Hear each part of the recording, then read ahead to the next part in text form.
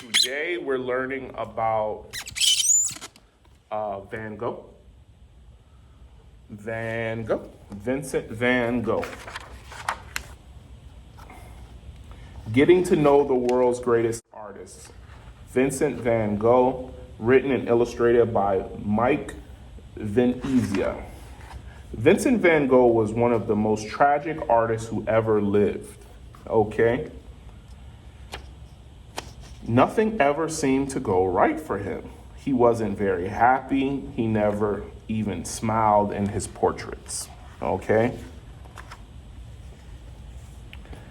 Van Gogh was born in Holland in 1853, and he passed in France in 1890.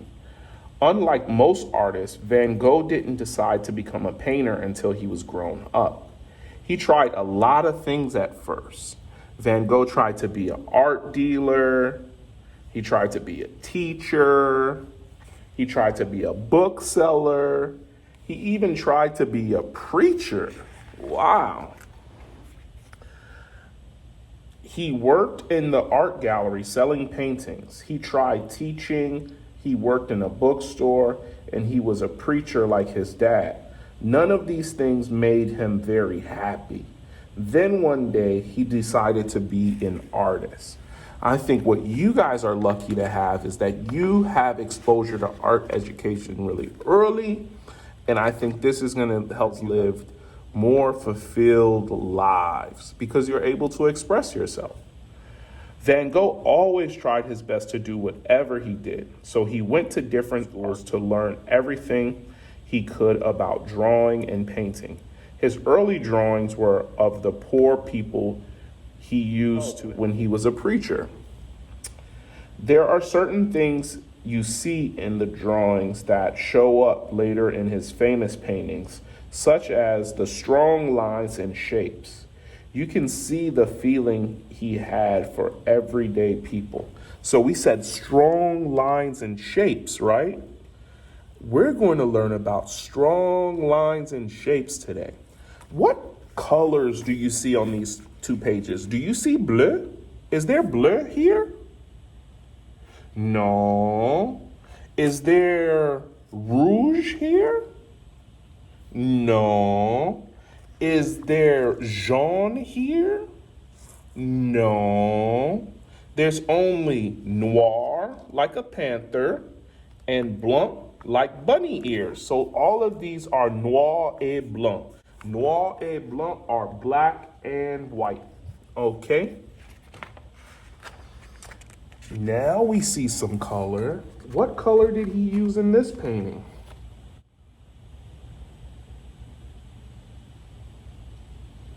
I heard some orange. I heard some yellows.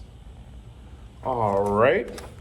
Van Gogh's first paintings were also of poor people he had been helping. In his paintings, the family was so poor they only had a few potatoes to eat for dinner. They looked tired and not very happy. All right. The colors in Van Gogh's early paintings were dark and sad. He wanted everyone to know how hard the lives of poor people were. All right. With everything that's going on today, I think it's important for us to know about everybody's not doing well right now, you know? And we're fortunate enough to have electricity, we have water at home, we have computers, we have Wi-Fi. I think we should be thankful for those types of things. All right. Van Gogh kept using dark colors until he discovered some very colorful Japanese artwork. He loved the bright colors and strong shapes that he saw. All right. Japanese artwork is famous for having waves and a lot of colors, like in the kimonos. All right. Soon, Van Gogh's paintings started to look much more colorful. Look at the difference between the gloomy potato eaters and the painting above, which he did later in his years. So this has a lot of jaune in it, a lot of vert, some rouge.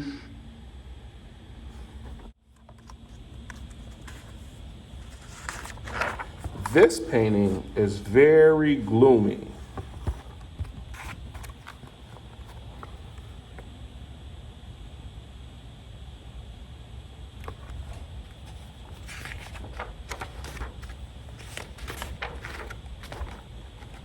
All right. We know a lot about how Van Gogh felt and why he did certain things because he was always writing letters to his younger brother, Theo.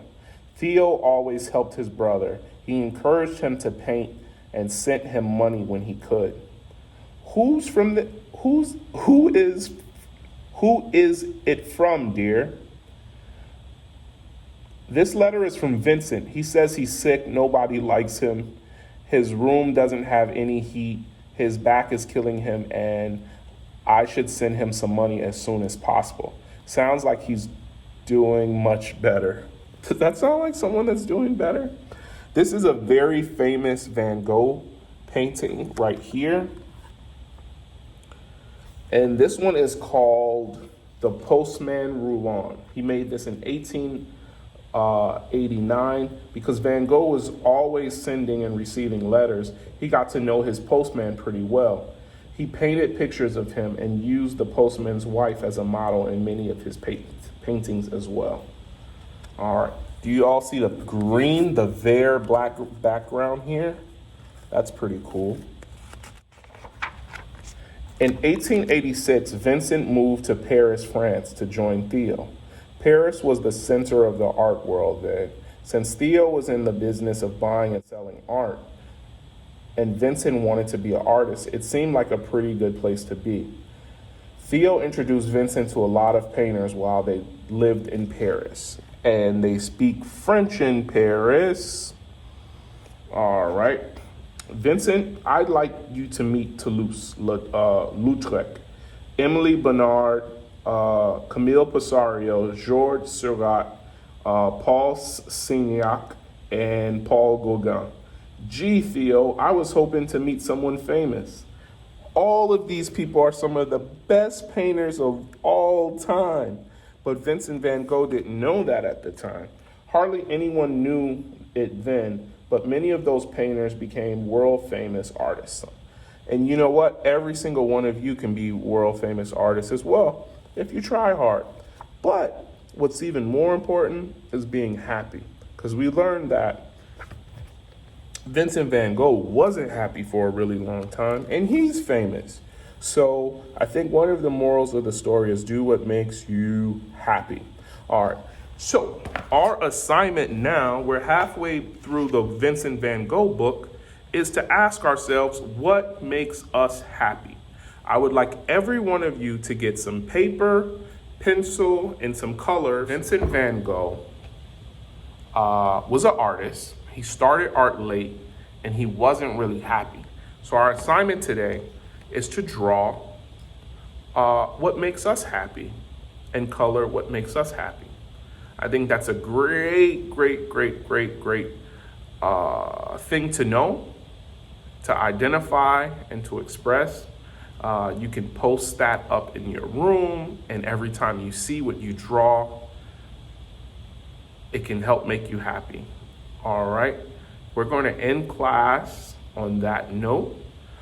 Next class, we'll read the second half of the Vincent Van Gogh book. And we are going to learn about diagonal lines. Vincent Van Gogh, later on in his life, used diagonal lines to express depth in his artwork. He made the artwork look three-dimensional and deep, and diagonal lines, lines that converge on one point, give the illusion of depth in artwork. I know you all are young, but you are also promising, and I know you can do it. I look forward to teaching you next class. Au revoir, à plus tard, à la prochaine.